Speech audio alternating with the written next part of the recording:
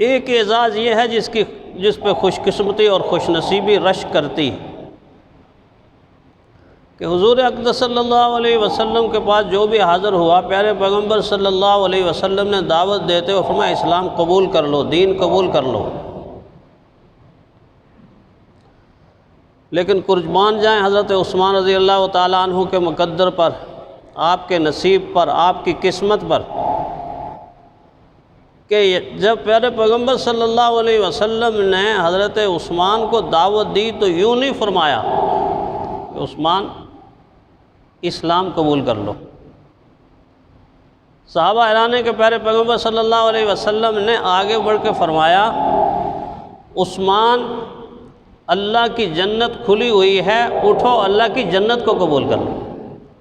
اللہ کی جنت کو قبول کر لو۔ اس میں باریک نکتہ یہ ہے کہ حضور صلی اللہ علیہ وسلم اشارہ فرما رہے ہیں کہ جو کچھ اسلام کہہ رہا ہے اور اس کے بعد جو کچھ اسلام میں نازل ہونا ہے اس پر پہلے ہی حضرت عثمان عمل پیرا، پہلے ہی عمل پیرا۔ ساری خوبیاں، بہترین خوبیاں جو اسلام اپنے چاہنے والوں، اپنے ماننے والوں میں پیدا کرنے کی تلقین کرے گا، تاکید کرے گا، حکم دے گا، وہ خوبیاں پہلے سے موجود ہیں، اور کتنی کامل شکل میں موجود ہیں، کتنی اکمل شکل میں موجود ہیں۔ دیکھ لیجئے، سخاوت بہت بڑی خوبی، بہت بڑی خوبی۔ اس لیے کہا جاتا ہے نا کہ سخی اللہ کی مخلوق کے قریب ہوتا ہے، سخی اللہ کے قریب ہوتا ہے، سخی اللہ کی جنت کے قریب ہوتا ہے۔ لیکن جتنی بڑی سخاوت پیارے پیغمبر صلی اللہ علیہ وسلم کی امت میں حضرت عثمان کی ذات میں نظر آئی، اتنی بڑی سخاوت کہیں نظر نہیں آئی۔ ایسی سخاوت کہ خود فرماتے ہیں کہ جب سے رحمت کائنات صلی اللہ علیہ وسلم کے مبارک ہاتھ میں اپنا ہاتھ دیا، اس کے بعد سے کوئی جمعہ بھی ایسا نہیں گزرا کہ جس جمعۃ المبارک میں نے ایک غلام آزاد نہ کیا، میں نے ایک غلام آزاد نہ کیا۔ اور فرمایا کہ اگر مصروفیت کی بنیاد پر یا کسی عذر کی بنیاد پر ایک جمعہ غلام آزاد نہ کر سکا تو آنے والے جمعۃ المبارک کو میں نے 2 غلام آزاد کر کے معاملہ برابر کر دیا۔ آپ دیکھ لیجئے نسل انسانی کی تاریخ میں یہ اعزاز آپ کو کسی کے پاس نہیں ملے گا۔ ہر جمعۃ المبارک کو غلام آزاد کرنا، ہر جمعۃ المبارک کو غلام آزاد کرنا۔ پھر ایک اعزاز جس سے اللہ کے نبی اتنے خوش ہوئے، اتنے خوش ہوئے، اتنے راضی ہوئے کہ رحمت کائنات صلی اللہ علیہ وسلم کا چہرہ انور تمتما اٹھا، جگمگا اٹھا۔ اللہ کے نبی کا تو ویسے ہی چہرہ جگمگاتا ہے اللہ کے نور سے، اللہ کی معرفت سے، ایمان کے نور سے، نبوت کے نور سے۔ لیکن وہ وقت صحابہ کے لیے بڑا عجیب تھا کہ جب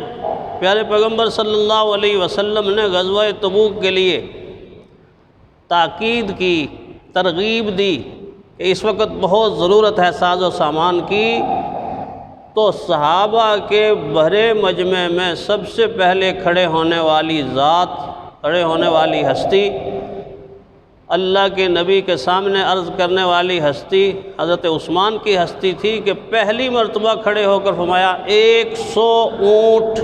اور نہ صرف یہ کہ 100 اونٹ بلکہ 100 اونٹ ساز و سامان سے لدے ہوئے، اے پیغمبر صلی اللہ علیہ وسلم اللہ کے لیے آپ کے قدموں پہ قربان، میری طرف سے قبول کر لیجیے۔